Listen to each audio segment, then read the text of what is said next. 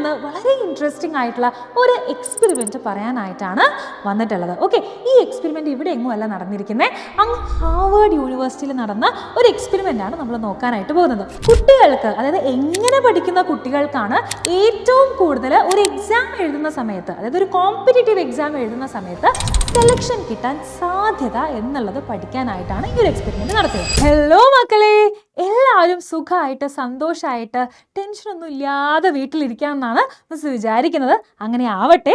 Okay, അപ്പോൾ welcome to PW Malayalam NEET channel. എൻ്റെ പേര് ആരതി ആൻഡ് ഞാൻ ഇന്ന് വളരെ ഇൻട്രസ്റ്റിംഗ് ആയിട്ടുള്ള ഒരു എക്സ്പെരിമെൻറ്റ് പറയാനായിട്ടാണ് വന്നിട്ടുള്ളത്. ഓക്കെ, ഈ എക്സ്പെരിമെൻറ്റ് ഇവിടെ എങ്ങും അല്ല നടന്നിരിക്കുന്നത്, അങ്ങ് ഹാർവേഡ് യൂണിവേഴ്സിറ്റിയിൽ നടന്ന ഒരു എക്സ്പെരിമെൻ്റ് ആണ് നമ്മൾ നോക്കാനായിട്ട് പോകുന്നത്.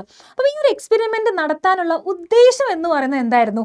കുട്ടികൾക്ക്, അതായത് എങ്ങനെ പഠിക്കുന്ന കുട്ടികൾക്കാണ് ഏറ്റവും കൂടുതൽ ഒരു എക്സാം എഴുതുന്ന സമയത്ത്, അതായത് ഒരു കോമ്പറ്റേറ്റീവ് എക്സാം എഴുതുന്ന സമയത്ത് സെലക്ഷൻ കിട്ടാൻ സാധ്യത എന്നുള്ളത് പഠിക്കാനായിട്ടാണ് ഈ ഒരു എക്സ്പെരിമെൻറ്റ് നടത്തിയത്.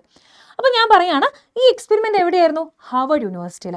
അവിടെ ഒരു പ്രൊഫസർ ഉണ്ടായിരുന്നു. ആ പ്രൊഫസർ എന്ത് ചെയ്തു? കുറച്ച് കുട്ടികൾ എന്ത് ചെയ്തു? വിളിച്ചിട്ട് അവരെ 3 ഗ്രൂപ്പുകളായിട്ട് തിരിച്ചു. അതായത് ഞാൻ പറയുകയാണെങ്കിൽ ഇപ്പോൾ എന്താ, ഗ്രൂപ്പ് A ഉണ്ട്, ഗ്രൂപ്പ് B ഉണ്ട്, ഗ്രൂപ്പ് C ഉണ്ട്, 1 2 3 എന്നോ എങ്ങനെ വേണമെങ്കിലും നെയിം ചെയ്യാം. ഓക്കെ, അപ്പം ആദ്യത്തെ ഗ്രൂപ്പിലുള്ള കുട്ടികൾക്ക് എന്ത് ചെയ്തു? ഒരുപാട് ലെക്ചേഴ്സും, അതായത് ക്ലാസ് നല്ലപോലെ മനസ്സിലാക്കാനായിട്ട്, അല്ലെങ്കിൽ കോൺസെപ്റ്റുകളും സിലബസും കവർ ചെയ്യാനായിട്ട് ഒരുപാട് റിസോഴ്സസ് കൊടുത്തു.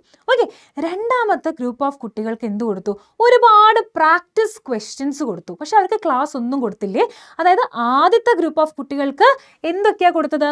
നല്ലപോലെ നോട്ട്സും ക്ലാസ്സസും ഒക്കെ കൊടുത്തു, പക്ഷെ പ്രാക്ടീസ് ചെയ്യാനുള്ള ക്വസ്റ്റ്യൻസ് കൊടുത്തില്ല. രണ്ടാമത്തെ ഗ്രൂപ്പ് ഓഫ് കുട്ടികൾക്ക് പ്രാക്ടീസ് ചെയ്യാൻ ഒരുപാട് ക്വസ്റ്റ്യൻസ് കൊടുത്തെങ്കിലും ഒറ്റ ക്ലാസ് പോലും മര്യാദയ്ക്ക് കൊടുത്തില്ല. ഓക്കെ, ഇനി മൂന്നാമത്തെ കേസ് ഓഫ് കുട്ടികൾ എന്ന് പറയുകയാണെങ്കിൽ, ആ കുട്ടികൾക്ക് പ്രൊഫസർ എന്ത് ചെയ്തു? ഇത് നമ്മൾ വേണമെന്ന് വെച്ച് ചെയ്യുന്ന എക്സ്പെരിമെൻ്റ് ആണ്. അപ്പോൾ മൂന്നാമത്തെ ഗ്രൂപ്പിന് പ്രൊഫസർ വേണമെന്ന് വെച്ചിട്ട് എന്ത് ചെയ്തു? ഒരുപാട് ക്ലാസ്സുകളും, അതായത് സിലബസ് കവർ ചെയ്യുന്ന തരത്തിലുള്ള ക്ലാസ്സുകളും അതായത് ഒരുപാട് പ്രാക്ടീസ് പേപ്പേഴ്സും എല്ലാം പ്രൊവൈഡ് ചെയ്തു.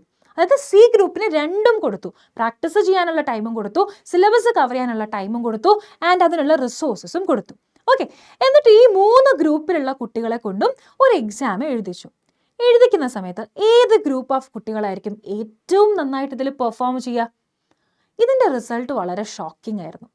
കാരണം എന്താണെന്ന് വെച്ചാൽ, നമ്മൾ പെട്ടെന്ന് വിചാരിക്കും ഈ കുട്ടിയാണെങ്കിൽ ഒരുപാട് പഠിച്ചിട്ടുണ്ട്, ഈ കുട്ടിയാണെങ്കിൽ ഒരുപാട് ക്വസ്റ്റ്യൻസ് ചെയ്തിട്ടുണ്ട്, ഇവർ രണ്ടും കൂടെ ചെയ്തതുകൊണ്ട് ചിലപ്പോൾ ഇവർക്ക് എന്താണ് കുറച്ച് മോശമായിട്ടുള്ളൊരു റിസൾട്ട് വരാം എന്നായിരിക്കും പെട്ടെന്ന് നമ്മൾ തെറ്റിദ്ധരിക്കുക, അല്ലേ? കാരണം എന്താണ്? ഇവരാണ് കൂടുതൽ എഫേർട്ട് ഇട്ട പോലെ നമുക്ക് തോന്നുന്നത്, അല്ലേ? അതായത് ഇവർ ഈക്വൽ ആയിട്ട് രണ്ടും കൊണ്ടുപോയിട്ടുണ്ട്, അല്ലേ?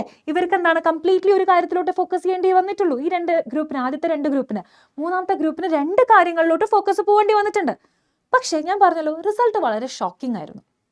എന്തായിരുന്നു എന്ന് വെച്ചാൽ, റിസൾട്ട് നോക്കിയ സമയത്ത് മനസ്സിലായി ആദ്യത്തെ 2 ഗ്രൂപ്പിലുള്ള മിക്ക കുട്ടികളും ഫെയിലായി ടെസ്റ്റിൽ. പക്ഷെ മൂന്നാമത്തെ ഗ്രൂപ്പിലുള്ള കുട്ടികൾ എന്ത് ചെയ്തു?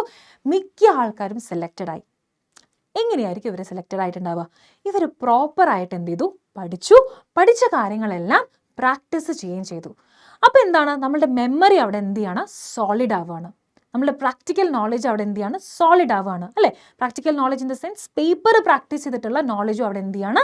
സോളിഡ് ആവുകയാണ്. അപ്പോൾ ഇങ്ങനൊരു കുട്ടിക്കാണ് ഏറ്റവും നന്നായിട്ട് എന്ത് ചെയ്യാൻ പറ്റുക? കോമ്പറ്റേറ്റീവ് എക്സാം അപ്പിയർ ചെയ്യാനും അത് എഴുതാനുമായിട്ട് സാധിക്കുക. ക്ലിയർ ആണല്ലോ? അപ്പോൾ നമ്മൾ എങ്ങനെയാണ് ഈ ഒരു 3rd കാറ്റഗറിയിലോട്ട് എത്തുക? ഇതായിരിക്കും മിക്ക ആൾക്കാരുടെയും ക്വസ്റ്റ്യൻ.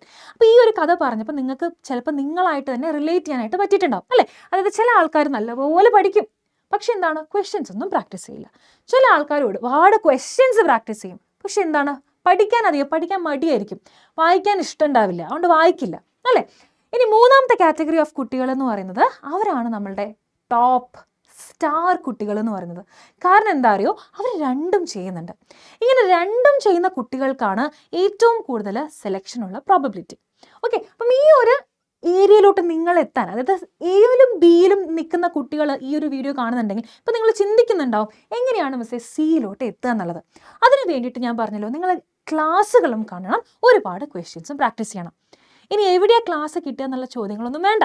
കാരണം എന്താണ്, നമ്മളുടെ ഈ ഒരു ചാനലിൽ, ഈ ഒരു യൂട്യൂബ് ചാനലിൽ ഫ്രീ ആയിട്ട് നമ്മളുടെ ഒരു 30 ഡേ ക്രാഷ് കോഴ്സ് പോലെ ഫ്രീ ആയിട്ട് എന്ത് ചെയ്യുന്നുണ്ട്, നമ്മൾ ഒരുപാട് ക്ലാസ്സുകളും അതേപോലെ തന്നെ ആ ക്ലാസ്സിലെല്ലാം ക്വസ്റ്റ്യൻസും ഉൾപ്പെടുത്തിയിട്ടുണ്ട്.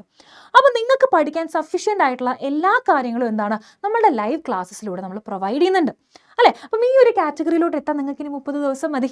ക്ലിയർ ആണല്ലോ. നിങ്ങൾ സിയിലോട്ട് എത്തും നിങ്ങൾ 30 ദിവസം നമ്മളുടെ കൂടെ നിൽക്കുകയാണെങ്കിൽ. ക്ലിയർ ആണല്ലോ. അപ്പം അങ്ങനെയാണെങ്കിൽ എൻ്റെ മക്കൾ എന്ത് ചെയ്യുക, നിങ്ങളുടെ എക്സ്പീരിയൻസ് എന്താണെന്നുള്ളത്, അതായത് നിങ്ങൾക്ക് നിങ്ങളെ തന്നെ ഏത് കാറ്റഗറി ഓഫ് സ്റ്റുഡൻ്റ് ആയിട്ടാണ് ഫീൽ ചെയ്തതെന്നുള്ളത് എന്ത് ചെയ്യുക, എൻ്റെ മക്കൾ ഈ ഒരു വീഡിയോൻ്റെ താഴെ കമൻറ്റ് ചെയ്യുക. എ ആണോ ബി ആണോ സി ആണോ എന്നുള്ളത് കമൻറ്റ് ചെയ്യുക. മിസ് കമൻറ്റുകൾ നോക്കുന്നതായിരിക്കും. നമുക്ക് എന്ത് ചെയ്യാം, എയിലും ബിയിലും നിൽക്കുന്ന ആൾക്കാരാണെങ്കിൽ നമുക്ക് നിങ്ങളെ സിയിലോട്ട് കൊണ്ടുവരാൻ വേണ്ടിയിട്ട് ഞങ്ങളുടെ മാക്സിമം എഫേർട്ടും ഇടുന്നതായിരിക്കും. ഓക്കെ, അപ്പോൾ this is me Arathi signing off. Thank you so much for listening. Bye and take care.